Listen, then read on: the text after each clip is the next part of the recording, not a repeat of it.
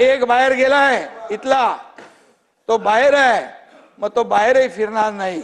आणि म्हणून सांगतो आपल्याला बोलताना तारतम्य बाळगून बोलायला सांगा.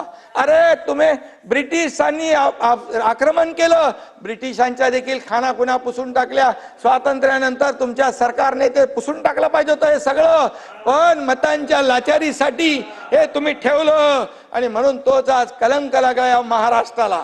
आणि म्हणून मी एवढंच सांगतो, अध्यक्ष महोदय, ज्यांनी पोलिसांवर हल्ला केलाय, निवेदन मुख्यमंत्र्यांनी केलेलं आहे, कायदा हातात घेतलेला आहे, कायद्याचं राज्य आहे, ज्यांनी कायदा हातात घेतलाय त्यांच्यावर कडक कारवाई सरकार करेल, अशा प्रकारची भावना आणि भूमिका सरकारने घेतलेली आहे.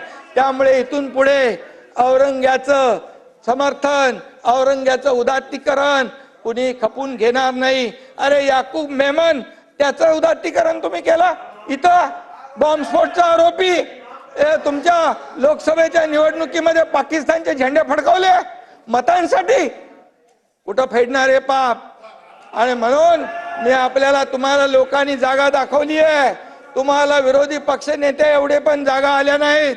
याचं कारण तेच की तुम्ही जे काय करताय आणि आम्ही जे करतोय, लोकांनी ठरवून या ठिकाणी निर्णय घेतलेला आहे. म्हणून लोकांसाठी आम्ही काम करतोय, जनतेसाठी आम्ही काम करणार. आणि या महाराष्ट्रातल्या सर्व समाज, जाती, धर्माचे लोक यांना देखील आम्ही एक समान मानून आम्ही त्यांच्या विकासासाठी पुढे चाललोय. आणि म्हणून नाना, तुम्ही मनातून खुश होत असाल, पण ठीक आहे.